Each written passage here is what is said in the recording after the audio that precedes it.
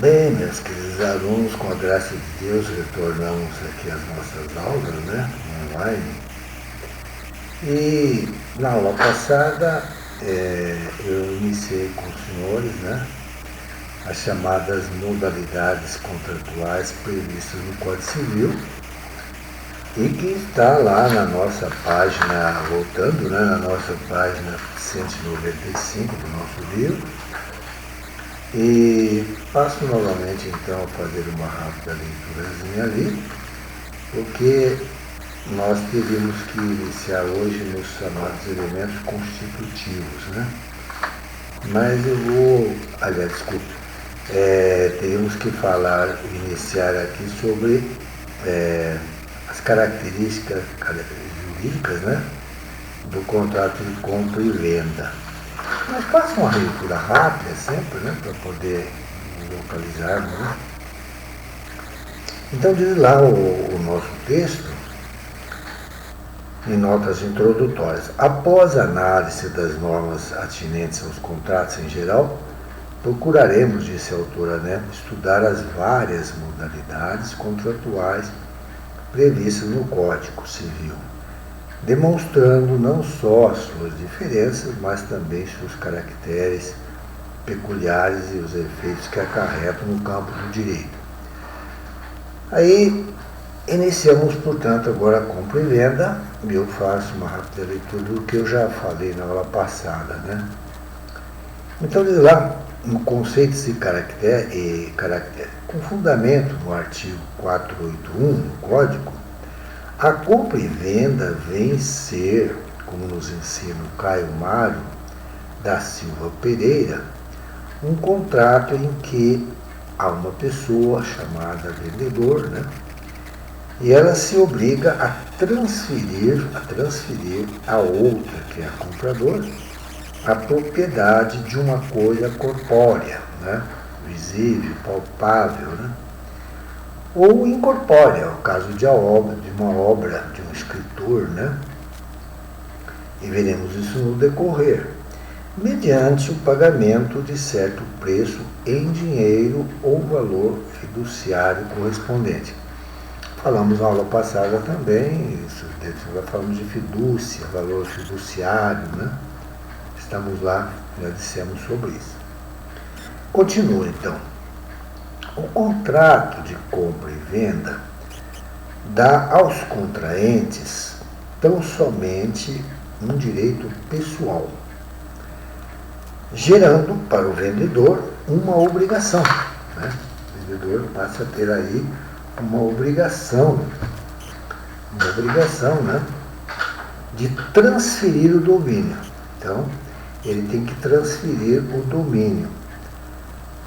Por 2 pontos. Consequentemente, produz efeitos meramente obrigacionais, não conferindo os poderes de proprietário. Vamos ver daqui a pouco por que se fala em domínio e não se confere ainda o problema da pessoa que compra ser proprietária, né?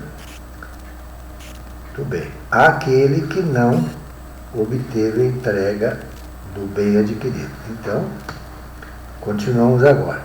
Não opera, portanto, de per si, quer dizer, só pelo título, né, a transferência da propriedade, que só se perfaz pela tradição, se a coisa for móvel, né, e da propriedade que só se ou pelo, então, desculpe aqui, a coisa for móvel, está lá nos artigos, no artigo 489 e 1267, né?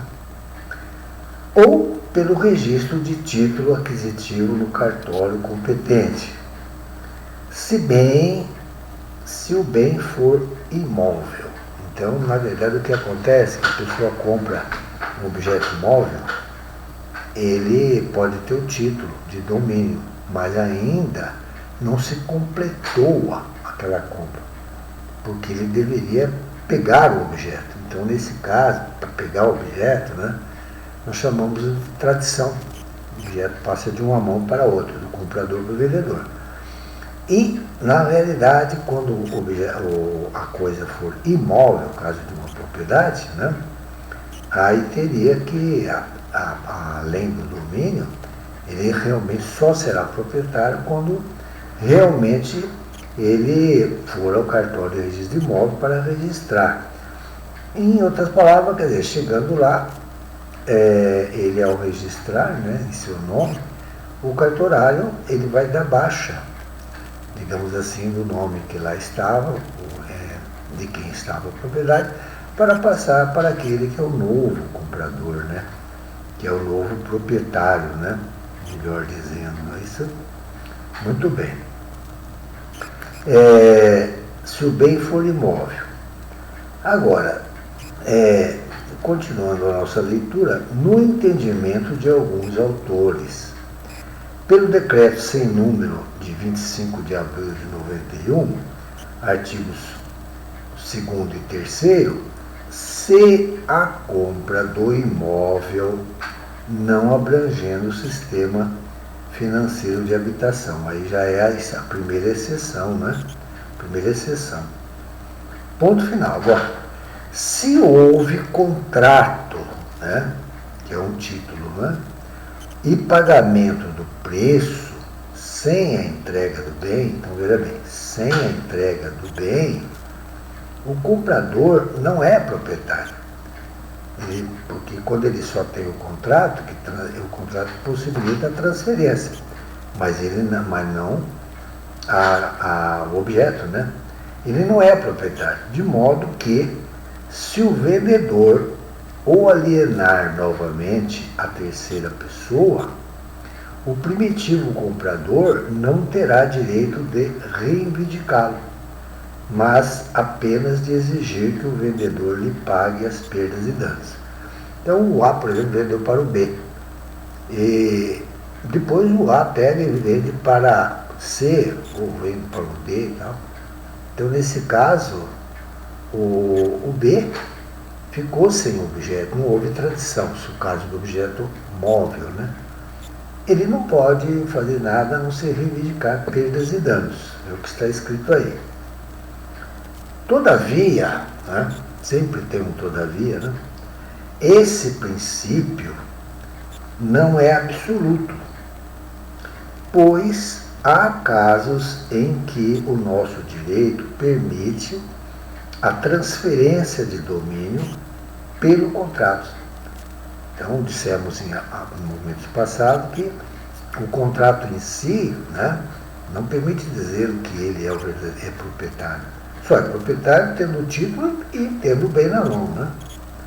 Mas há casos em que o simples título já realmente podemos dizer que ele é proprietário, né? Deveras, quer dizer, realmente. Então começa lá. Quais são os casos? O primeiro caso está no artigo 8º do Decreto-Lei 3.545 de 41, alusivo à compra e venda de títulos da dívida pública, da União, dos Estados, dos municípios, né? E ele prescreve que, abre parênteses, a celebração do contrato transfere imediatamente ao comprador a propriedade, né? A propriedade. Então, no momento em que está celebrando o contrato de compra de títulos da União, do Estado, do município, naquele instante ele já é proprietário, né? E outro caso agora, é o artigo 1361 do Código Civil, que dispõe: a alienação fiduciária transfere a propriedade independentemente da tradição. Não vamos falar muito porque falamos em aula passada sobre alienação fiduciária até longamente para os senhores, né? Agora sim, feita toda essa recordação, é que falaremos, portanto, agora das chamadas características, né? Ou a caracterização jurídica da compra e venda, que é uma coisa de alta importância no direito civil, né? Porque a nossa vida, né, a grande parte da nossa interação socioeconômica, não é? Ela se dá muito por compra e venda. Você vai na padaria, você vai ao shopping, né? E vai ao açougue, né? E roupas, etc. Sempre é o quê? A compra e a venda, né? Então agora podemos falar das características, que é o tema do nosso dia hoje aqui com os senhores, né? Vamos lá, devagar. Então, a primeira característica da compra e venda é que ela é bilateral ou sinalagmática. Isso falamos em aulas passadas. Os senhores verão que muita coisa que já falamos repetiremos com mais propriedade, com mais profundidade. Esse é o nosso trabalho desse dia, né? Então, ele é bilateral porque é duas partes, comprador e vendedor, ou sinalagmático, porque cria obrigações para ambos os contratantes, que serão, ao mesmo tempo, credores e devedores, né? Por quê? Vamos lá. A bilateralidade está no fato de estabelecer para o vendedor a obrigação, né, de transferir a propriedade da coisa alienada, vendida, né, e de impor ao comprador o dever de pagar o preço avançado. Se não houvesse essa reciprocidade, né, de obrigações, nós teríamos então o quê? Por exemplo, uma doação. Porque a doação, uma parte só, é que tem obrigatoriedade, né? É muito importante essa característica, diz o texto, pois a execução da prestação por um dos contraentes será causa do cumprimento da do outro. E havendo inadimplemento de qualquer uma das obrigações, romper-se-á o equilíbrio contratual. Matéria que vimos já em aulas passadas, né? Cada parte tem obrigação, mas tem deveres. Com uma só que está cumprindo e a outra não, essa que está cumprindo tem o direito de romper, né? De resiliar, de romper o contrato, né? E vem agora a segunda característica, né? Ele é oneroso, porque ambas as partes contratantes auferem, quer dizer, elas têm vantagens patrimoniais de suas prestações, pois, de um lado, o sacrifício da perda da coisa corresponderá ao proveito do recebimento, ou seja, aquele que vende perde o objeto que está vendendo, mas, em compensação, recebe um preço, né, que equivale àquilo do objeto que ele está perdendo, entre aspas, né? E de outro, o sacrifício do pagamento do preço ajustado corresponderá ao proveito do recebimento da coisa. Do outro lado, aquele que compra, ele pega o seu dinheiro, tem que passar para o comprador, mas recebe o objeto, né? Após o quê? Uma equivalência entre o ônus e as vantagens, né? É fácil de explicar, não precisamos nos ater muito tempo a esses aspectos, né? Mas vamos para a terceira característica: comutativo ou aleatório. Bom, já estudamos em aulas passadas aqui, falamos muito, só para recordar, né? Sempre temos que recordar, porque a memória às vezes fala o que é o comutativo. Nós falamos lá atrás, em aulas passadas, eu abro o nosso livro aqui na página 100, né? O que é o chamado contrato comutativo. Apenas ler, porque vocês já fizeram questões, fizemos em classe, explicamos, mas para ler, né? Recordar. Está lá na página 100, repito. O contrato comutativo ou pré-estimado vem a ser aquele em que cada contraente, além de receber do outro a prestação relativamente equivalente à sua, pode verificar de imediato, naquela hora, essa equivalência. No caso que nós falamos da pessoa que vai comprar um certo objeto, então o vendedor lhe dá um preço e ele já estima de imediato que aquilo que ele está pagando equivale realmente o objeto, né? Em termo. Então esse é o chamado comutativo. Agora volto aqui, comutativo ou aleatório. Aleatório, nós já sabemos o que é a palavra aleatório, falamos em aulas passadas, vem de alia, né? Alia quer dizer sorte, aquela frase lá quando o grande conquistador romano chegava, a sorte está lançada, alia jacta est. Então, a alia quer dizer risco do negócio, né? E aí, falando em alia, né? Nós temos aqueles contratos, sim, né? E isso voltamos para esclarecer também na página 102, que fala da distinção entre os contratos comutativos e aleatórios.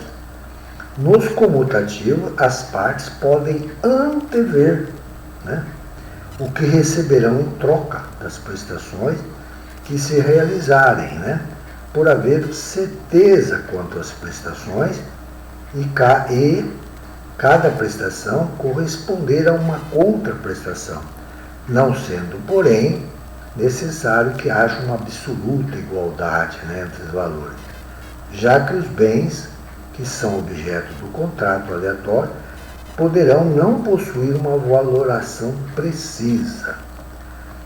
Agora, isso falamos nos comutativos, né? Agora, nos contratos aleatórios, com a intervenção do risco, há uma extensão indeterminada das prestações, né? Dependendo de um evento casual, incerto e futuro. Resumindo aí, é aquela história de uma colheita, né? Que a pessoa compra, é aquela história do cidadão que vai na beira do mar e lá contrata com o barqueiro lá a canoa cheia, né? E ela pode vir vazia, né? Ou virá apenas com o quê? Com o que for possível, né? Então, no caso do contrato aleatório, é o caso lá, na página 104, para avivar para os senhores, né? É o caso da loteria, né? E o caso da construção de uma renda vitalícia, são os exemplos que estão lá, né? Os direitos de herança, porque vai depender do falecimento de alguém, aquela coisa toda. E vai falar, e daqui a pouco nós falaremos do problema da EMPO-SPEI, que está na página 105, para vocês recordarem, né? Aí a palavra SPEI quer dizer esperança. Quando se contrata com um barqueiro, nesse caso, você contrata uma esperança de alguma coisa que poderá haver, né? O exemplo está lá. Por exemplo, se alguém comprar de um pescador por preço certo os peixes que este retirar de sua rede, assumindo o risco de nenhum peixe ser apanhado. Dessa forma, mesmo que nada pesque, o pescador terá direito ao preço integral, se agiu com diligência habitual. Se ele for mole, aí não, né? Os peixes, então, que poderão vir, representam a SPEI, né? A esperança. Só para recordar aí, voltamos lá atrás, né? Agora sim podemos dar continuidade aqui à nossa leitura, né? Então, o terceiro aspecto, comutativo ou aleatório. Conforme o seu objeto seja certo e seguro ou dependa de um evento incerto. Então, o comutativo é quando a pessoa vai comprar o objeto, vê o objeto, ele estima de imediato, né, o valor que ele vai comprar. Está ali. O aleatório depende. O aleatório depende de um evento incerto de futuro. Continuo. Em regra, será comutativo porque, havendo objeto determinado, ter-se-ia a uma equivalência das prestações e a contraprestação, e certeza quanto ao seu valor, no ato da celebração do negócio, né? Ele vê o objeto, ele estima no ato, né, que há uma equivalência. Mas, excepcionalmente, sempre tem aí o excepcionalmente, né, será aleatório nas hipóteses previstas no Código Civil, nos artigos 458 e 459. Acabei de falar, é o caso da empio SPEI e a empio rei sperate, né? Estão lá na nas páginas que acabei de ler lá atrás, da página 100 em diante, né? Para a localização dos exemplos e do exemplo do pescador, né? Que também está lá. Agora vamos para o quarto aspecto, que é o consensual, né? Ou solene. Aí é o problema da forma. Quando falamos em consensual ou solene, lembramos da forma, né? Então, consensual ou solene, se a lei o exigir. Se a lei não exigir, não haveria necessidade, né? Seria consensual, né?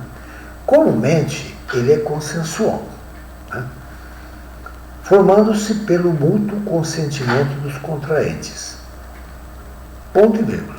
Em certos casos, porém, é solene, quando, além do consentimento, a lei exige uma forma para a sua manifestação, como ocorre na compra de imóveis, em que a lei reclama a forma da escritura pública. E comentamos muito em aulas passadas, né? Vejo que estamos até recordando, né? Está lá no artigo no Código Civil, o 108, 215. Mas o contrato de compra e venda com financiamento e alienação fiduciária, ou aqueles que visem a constituição, a transferência ou a modificação ou renúncia de direitos reais sobre imóveis, né, poderão ser celebrados por escritura pública ou instrumento particular, né, com efeitos de escritura pública para todos os fins de direito. Está lá na Lei 9.514, 97, artigo 38, com alteração da Lei 11.076 de 2004. Então, fui lá fazer a pesquisa no artigo 38, leio para os senhores aqui agora, onde é que está esse aspecto aí, né? E vamos lá para a confirmação, né? Então, a Lei 9.514, né, ela fala lá no seu artigo 38, estou localizando aqui, né, pela pesquisa, no artigo 38, que diz assim, artigo 38, que 9.000, eu já tinha até separado aqui, desculpe, 9.914, 97, né? 9.914.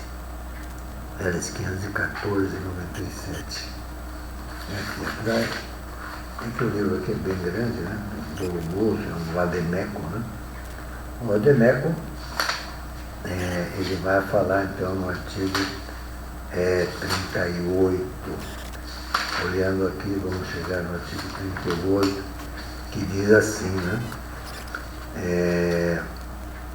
Os atos e contratos referidos nesta lei, resultantes da sua aplicação, mesmo aqueles que visem a constituição, a transferência, a modificação ou renúncia de direitos reais sobre imóveis, poderão ser celebrados por escritura pública ou por instrumento particular com efeito de escritura pública. Né?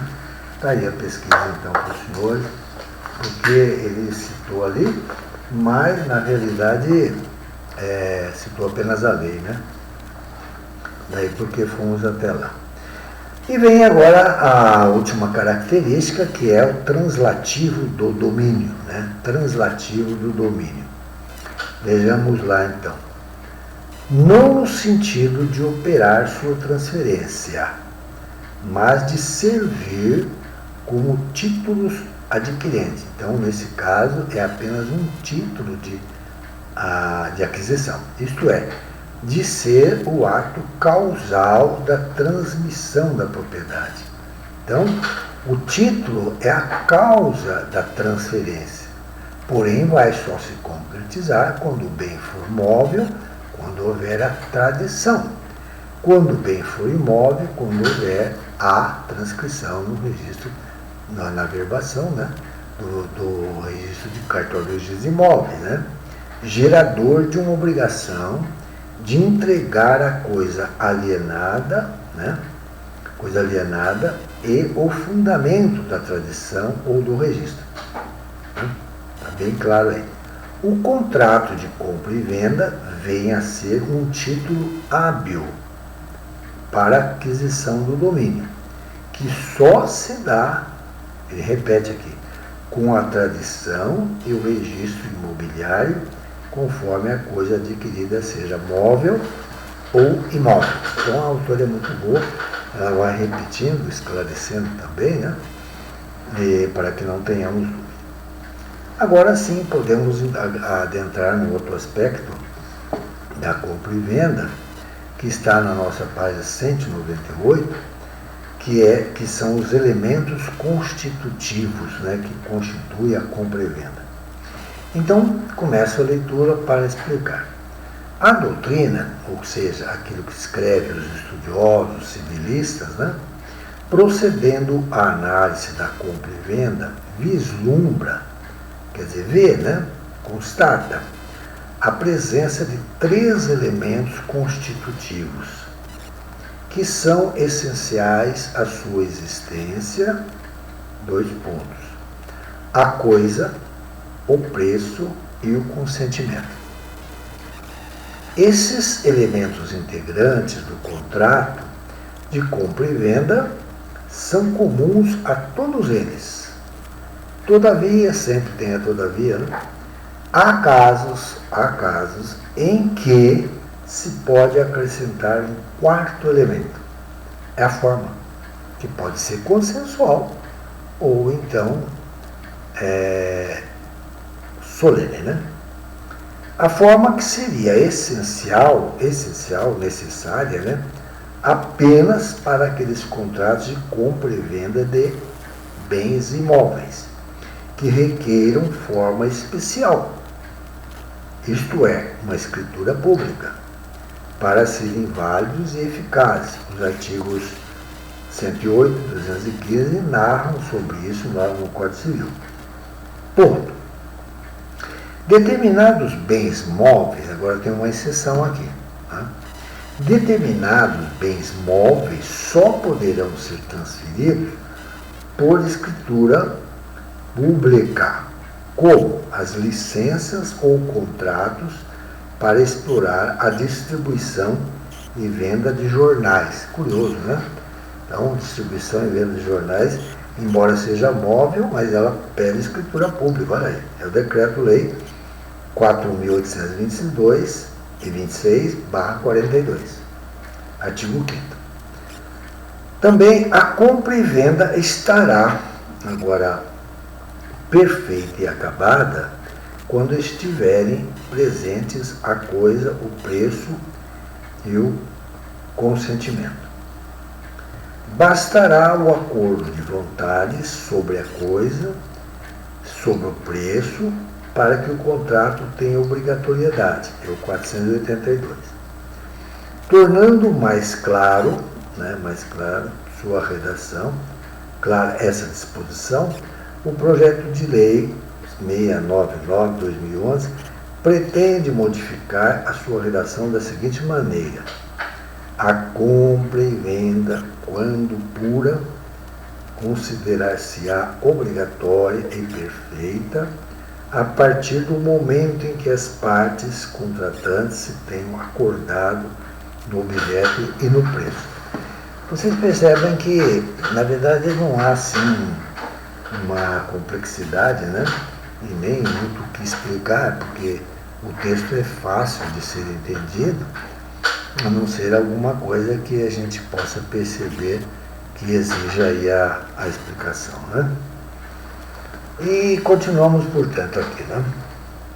Examinaremos agora, diz a autora, tão somente os elementos essenciais comuns a todo qualquer contrato de compra e venda. Quais são esses elementos? Primeiro é a coisa, né? Que deverá. Quais são os aspectos da coisa? Ter existência, ainda que potencial. Potencial quer dizer que poderá vir a existir, dependendo de um evento futuro, né? certo? No momento da realização do contrato, seja corpórea, como os imóveis, os móveis e semoventes, são os animais, né? Seja ela incorpórea, como os valores cotados em bolsa, direitos de invenção, créditos, né? Você pode, há o problema da cessão de crédito, a cessão de débito, cessão de contrato, né? Matéria que foi vista lá no direito das obrigações, né? O crédito, o direito de propriedade literária, quando alguém escreve um livro, né? Tem a propriedade literária, né? Científica ou artística, né? Apesar de o contrato que objetiva a transmissão do bem incorpóreo ser comumente designado de cessão. Cessão quer dizer o ato de ceder, né? Ceder, né? Esta cessão reger-se-á pelas normas de compra e venda, apesar de ser incorpóreo, né? Muito bem. Os direitos sucessórios agora, né? Também poderão ser objeto desse contrato. É a cessão de herança, desde que se trate de sucessão aberta. Uma vez que, pelo Código Civil, no artigo 426, a herança de pessoa viva não pode ser objeto de contrato. Né? Não pode. Falamos isso em sala. E desde que se faça por escritura pública, visto que a herança indivisa é considerada imóvel por determinação legal. Artigo 80, inciso 2. Isso quer dizer o seguinte: a pessoa faleceu e a herança, uma grande fazenda, digamos assim, uma grande chácara, um grande sítio, deverá ser repartida, né, entre os herdeiros. Isso estará colocado, desde que seja amigável, né, num formal de partilha. Né? E depois esse formal é homologado pelo juiz, né, pelo Poder Judiciário. Então, ela, enquanto não foi dividida, ela chama-se herança indivisa. É considerada imóvel por determinação legal. Agora, a coisa alienada deverá ser existente, né? Sob pena de nulidade da compra e venda.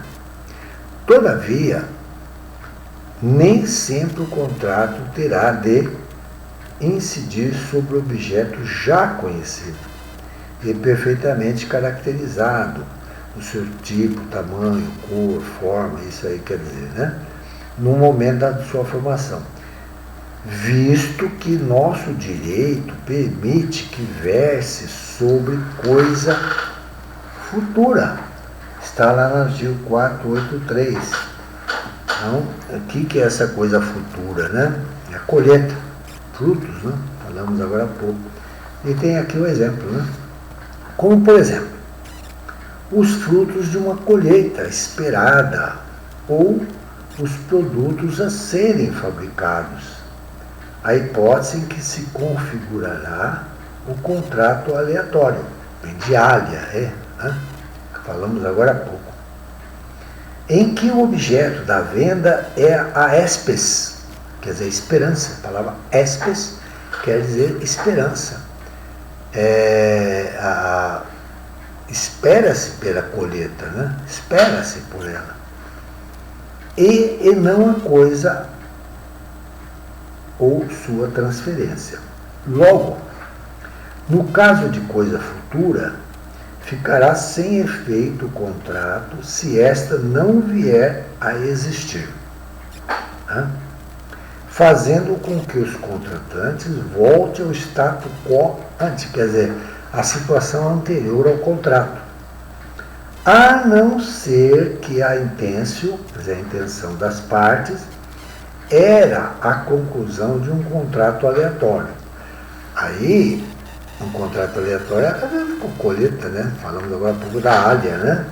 Está lá no artigo 483. É aquele que depende de um fato futuro e incerto, Suficiente será, portanto, para a perfeição desse contrato, né, a existência potencial.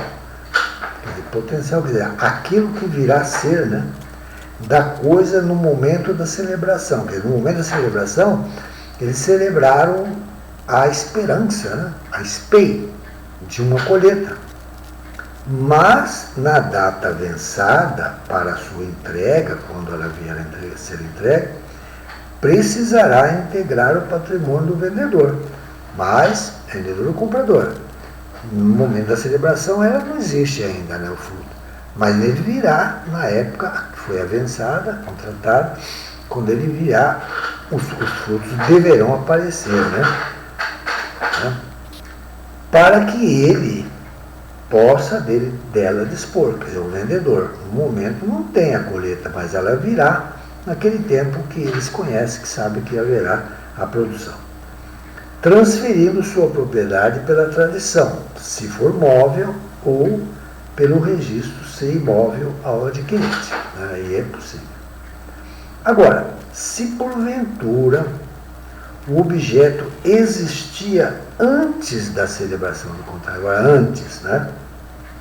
Mas vindo a perecer, quer dizer, desaparecer, se deteriorar, etc., ao tempo de sua formação, quer dizer, no momento, antes da celebração ele já existia, mas durante a formação do contrato agora, ele desaparece.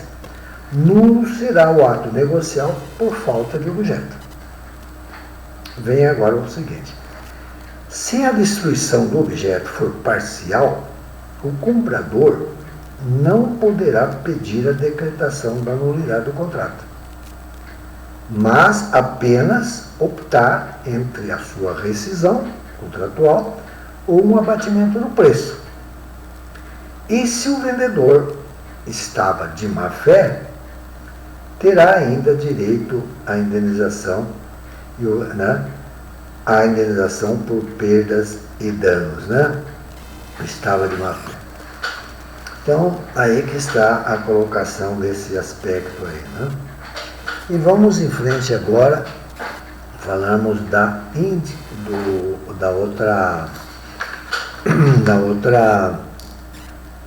do outro elemento essencial, né? Que nós estamos tratando. Primeiro foi a coisa, depois falamos aí, agora vamos para o aspecto dessa coisa ser individuada. O que quer dizer individuada? Quer dizer, caracterizada no seu tamanho, na sua forma, na sua espécie, no seu gênero, etc. Né? Então, ser individuada. Pois o contrato de compra e venda, por criar a obrigação de dar, deverá recair sobre coisa perfeitamente determinada, ou pelo menos determinável, quer dizer, no decorrer do tempo deverá ser determinada. A palavra determinável quer dizer, deverá ser no correr do tempo, né? Ou melhor, suscetível de individuação no momento de sua execução, pois já foi indicada pelo gênero e quantidade. Eu falei agora há pouco. É o artigo 243 do Código Civil. O comprador, então veja bem, nesse momento, né? Deverá, se efetivado o contrato, o vendedor terá a obrigação de entregar,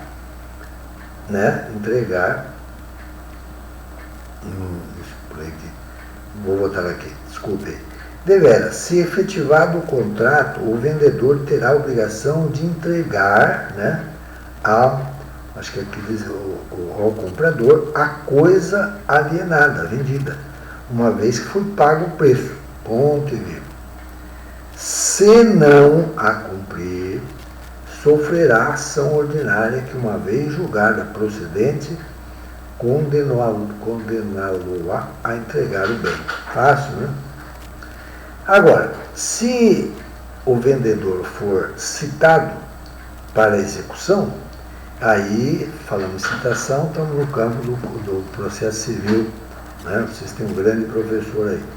Então, houve a execução, aí está o Código de Processo Civil, no artigo 806, fala nisso. A palavra citação significa que a pessoa, ao receber uma ação contra ela, ela deverá se defender. Isso é que significa a citação. Não a entregar ou depositar, expedir-se-á o mandado de emissão na posse. Então, aí, o que será esse mandado de emissão na posse? Pois é, que vocês até já estudaram a respeito disso, né, do mandado de emissão na posse, mas eu fui lá buscar novamente, a gente tem que buscar relembrar para vocês, né, o que seja a emissão com 2 S aí na posse, né? A palavra emissão significa colocar, introduzir. Emissão de posse é um mandado na execução para entrega de coisa imóvel certa, né? Está lá. E isso é importante saber, quer dizer, recordar para os senhores nesse sentido aí, né? A emissão na posse, né? Muito bem. Tá certo, vamos lá. Então vamos agora, também lá embaixo, consultando aqui os termos nossos, emissão na posse nos embargos de retenção por benfeitorias. Quer dizer o seguinte, alguém que estava na posse de um objeto que não é dele, mas ele retém porque fez benfeitorias. E diz assim, mediante caução ou depósito da importância respectiva, ao credor será sempre possível emitir-se na posse da coisa retida pelo devedor. Está na mão do devedor.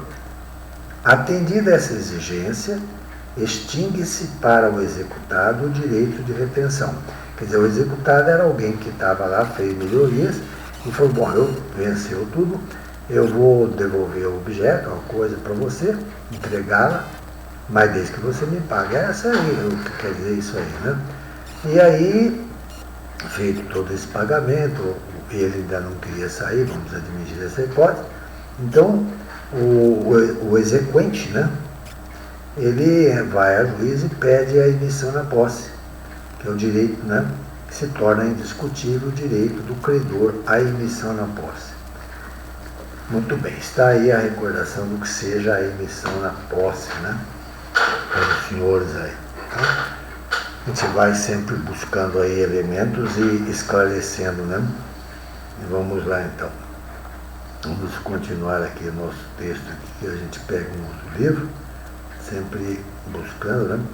Então, se citado para execução, não a entregar ou depositar, expedir-se-á o mandado de emissão na posse, ou de busca e apreensão, conforme se trata de bem imóvel ou imóvel. O Código de Processo Civil 816, parágrafo 2º, né? Se o alienante, então, agora quem está vendendo, né, retardar injustificadamente essa entrega, você comprou e ele está retardando, né, entrega, né? E aí o que acontece? Injustificado, essa entrega deverá indenizar o comprador pelas perdas e danos resultantes da demora, ou pagar, se o juiz fixar na sentença, né, multa por dia de atraso no cumprimento da obrigação. Nós sabemos que existe essa multa. São aquelas as frentes, né, que nós já falamos em aulas passadas aí, né? E vem agora um terceiro aqui, que é o elemento essencial, quer dizer, ser disponível, né? Tem que estar disponível aí a coisa, né? A coisa, muito bem. Então, continuamos aqui no nosso texto, né? Ser disponível. Ou estar em comércio, quer dizer, estar na vida comercial, né? Uma vez que a sua inalienabilidade natural, ela pode ser, inalienabilidade quer dizer, não pode ser vendida pela sua natureza, né, a coisa, legal, por lei, ou voluntária, impossibilitaria a sua transmissão ao comprador, né? impossibilitaria. Vamos ver então o que acontece aqui. A indisponibilidade da coisa será natural quando ela for insuscetível de apropriação pelo homem, pela sua própria natureza, como o ar, o mar, a luz solar. Então, é indisponível. Como é que você vai vender o ar? Né? O mar, não tem jeito. E aí, nesse caso, essa coisa é inalienável. Né? Agora, ela pode ter também uma inalienabilidade por disposição da lei, quer dizer, legal. Né? Quando ela, apesar de poder ser apropriada por sua natureza, estiver fora do comércio, em virtude da lei. Código Civil, artigo 100 e 1717, né, no Código Civil. Então, vamos lá, vamos buscar o Código Civil aqui, no seu artigo 100, né, e o Código Civil, porque aí ele não diz o que é, mas vamos buscar ele lá. Os bens públicos de uso comum, né, praça pública, por exemplo, do povo, e os de uso especial, né, são inalienáveis, enquanto conservarem a sua qualificação na forma que a lei determinar. Né? Então aí, por lei, não é possível. Mas temos também o artigo 1717, deixa eu pegar aqui o nosso código, e para que possamos fazer a leitura aí, né? 1717, que diz lá o texto, né? O prédio e os valores mobiliários constituídos como bem de família não podem ter destino diverso do previsto no artigo 1712, né? 1712. O que diz o 1712? O bem de família consistirá em prédio residencial, urbano ou rural, com suas pertenças e acessórios, destinando-se em ambos os casos a domicílio familiar e poderá abranger os valores mobiliários cuja renda será aplicada na conservação do imóvel e no sustento da família. Né? Aí retorna ao 1717. O prédio e os valores mobiliários constituídos como bem de família não podem ter destino diverso do previsto em 1712, que acabei de ler, ou serem alienados, vendidos, né? Sem o consentimento dos interessados e seus representantes legais, né? Ouvido o Ministério Público. Está aí a pesquisa aí para os senhores, que o texto apenas falava do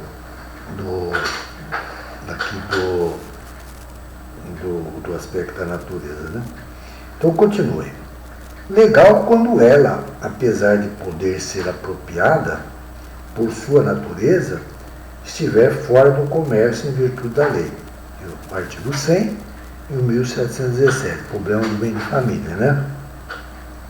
E voluntária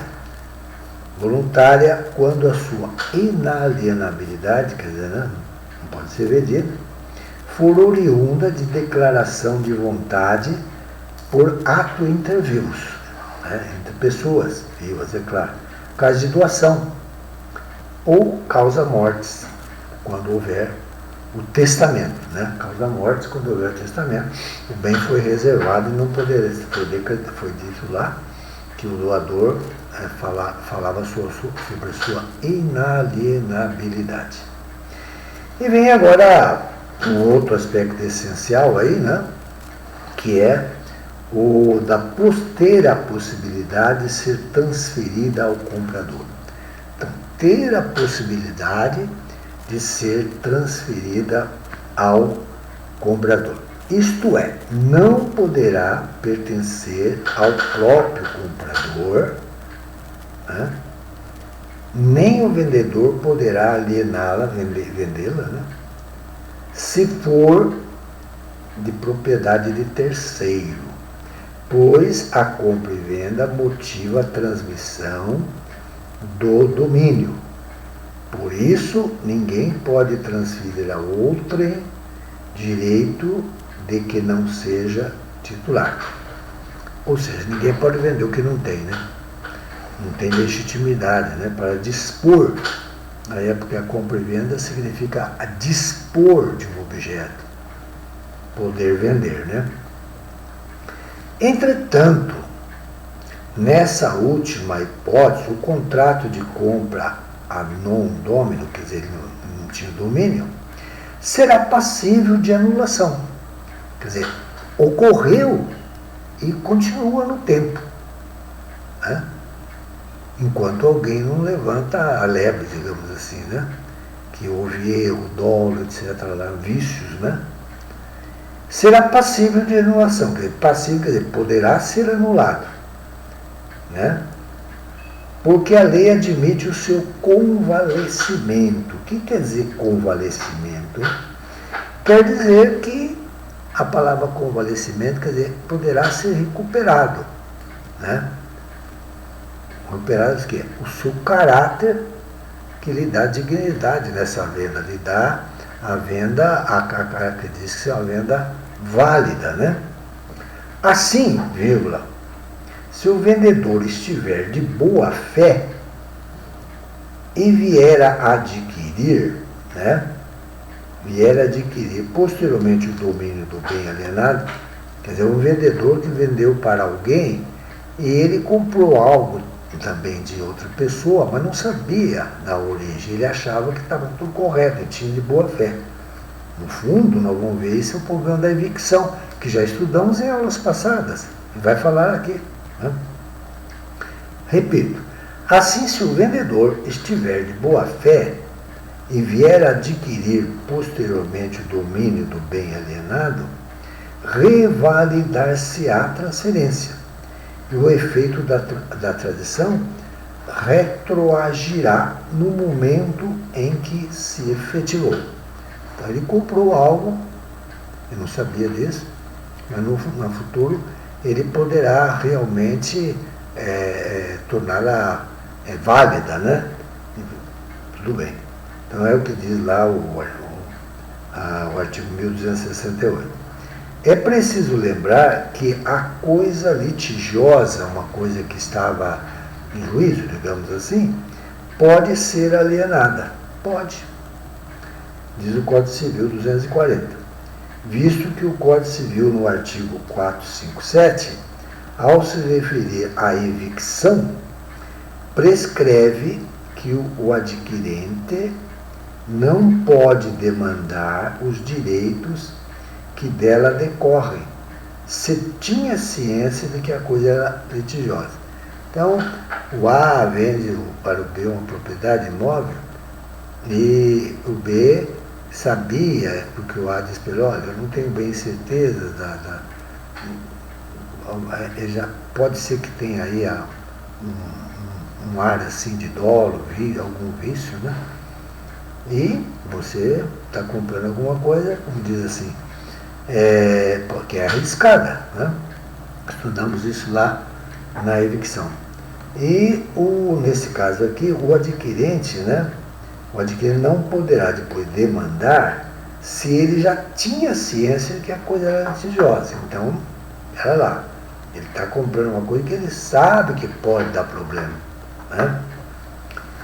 E vem agora o segundo elemento, vejam bem os senhores, que é o preço, né? O preço aí, o segundo elemento é o preço, e esse segundo elemento diz assim: o preço que deverá apresentar os seguintes caracteres, né? O preço deverá apresentar os seguintes caracteres. Primeiro caractere, a pecuniaridade. O segundo, a seriedade, né? Então, são dois elementos aí que nós iremos tratar em aulas subsequentes, né? Estou folheando aqui porque a compra e venda é algo importantíssima E tem uma série de páginas aqui que nós deveremos percorrer, mas já estamos vencendo aqui o nosso tempo necessário, né? E com a graça de Deus estaremos falando na próxima aula a partir do preço, né? Matéria que não é difícil, mas às vezes aparece lá alguma coisa, emissão de posse, convalescência, convalescimento, etc., algumas coisas que nós temos que recordar como espelho e tal, e que vale a pena a gente dar uma recordada aí, né? Desejo que Deus nos abençoe e que estejamos na próxima aula todos juntos aqui, né? Com a graça do Criador. Uma boa tarde.